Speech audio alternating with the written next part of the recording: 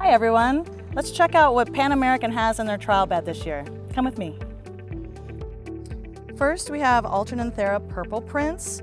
The Purple Prince Thera is the first compact seed type Thera. As you can see, it creates a durable carpet of ruby burgundy foliage. It can handle a little drought and rain, so it's ready for all kinds of weather. It makes the perfect plant in the landscape as a ground cover. Next, we have Basil Everleaf Emerald Towers, and then also Everleaf Tie Towers. Tie Towers is new for 2022.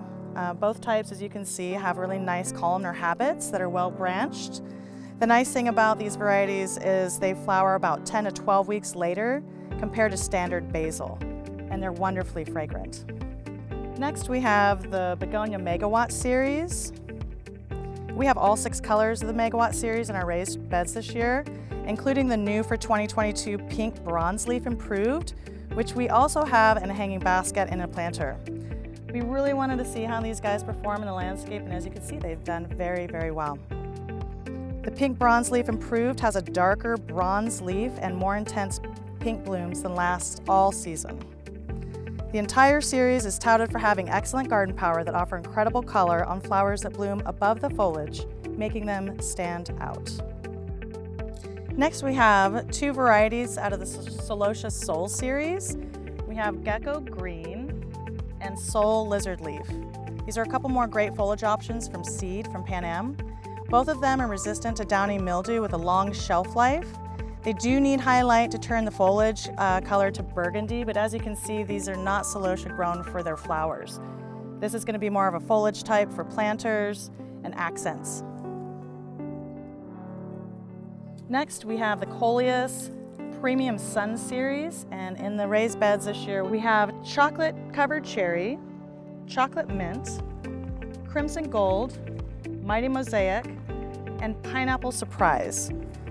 As you can see, all of these awesome Coleus varieties are a part of the fantastic foliage collection from Pan-Am, and they're all very uniform. They can handle full sun, and they're great accent plants and planters.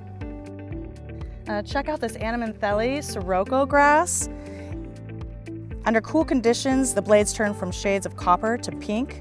As you can see, it's a really easy way to add texture to a landscape. Here we have a carex called Amazon Mist. It's a variegated medium green colored carex with arching habit and twisting tips. Isolepsis livewire. This grass here is a water-loving grass and does really well in really wet conditions. In our trials, it's gotten a little bit scorched from the summer heat that we had, but it's still hanging in there. And then we have Stipa Ponytails, another fantastic foliage collection member, and who doesn't want to touch this grass? It's amazing. We have all 7 colors of the new Impatiens Beacon series in our raised beds this year.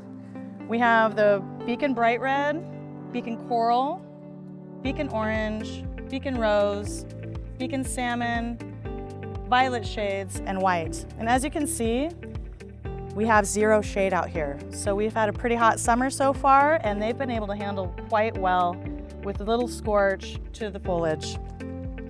This series is touted for having high resistance to downy mildew, and we don't have a problem with that here in the Pacific Northwest. This series was actually chosen to don the red carpet at the 62nd Academy Awards. The entire series is uniform, as you can see, with bountiful colors. And the one thing to keep in mind is if you're growing this next to susceptible varieties of downy mildew, you'll need to use preventative fungicides. Here we have the new Marvel 2 series of African marigolds. We've got the gold, the orange, and the yellow. It's an intermediate type marigold, which has improved branching, richer flower colors, and a more uniform habit. Next, we have the Petunia E3 Easy Wave series. And in our raised beds, we have all 7 colors. So we have the blue, the coral, pink, pink Cosmo, red, sky blue, and white. This new series of Easy Waves is early, efficient, and evolutionary. They're all early to flower, less than 10 hours of day length to get into bloom, which makes it really good for us on the front side of the season, and also will last longer in retail than a traditional Easy Wave. The habit's super uniform, very manageable. It requires lower rates of PGR than Easy Wave. Next we have the Easy Wave series, and we have 7 colors out of this series in the raised beds this year. As you can see, planted next to the E3s, they have a slightly different habit in the landscape. It's more of a spreader versus a mounder.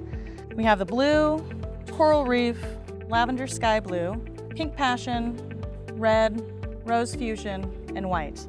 The rose fusion is one of the earliest to flower out of this series. Next we have the Petunia Shockwave series. And as you can see, these flowers are a lot smaller than the Easy Waves and the E3s. It too also makes a little bit more of a tighter habit than, say, the Easy Waves. But we have 4 colors in the bed this year. We've got the purple tie-dye, Shockwave white, and then we've got a Shockwave spark mixture, and then the Volt mixture improved. Overall, a great series of petunias. Here we have Pepper Potapino. This is a cute specimen that is early to fruit and also an AAS winner, and has a cascading habit that makes it more suitable for hanging baskets, but then we also have this in a planter as well. Here we have Dianthus Jolt Purple in a planter. This is a Barbados interspecific type of Dianthus, and you can see it has these gorgeous waxy green leaves.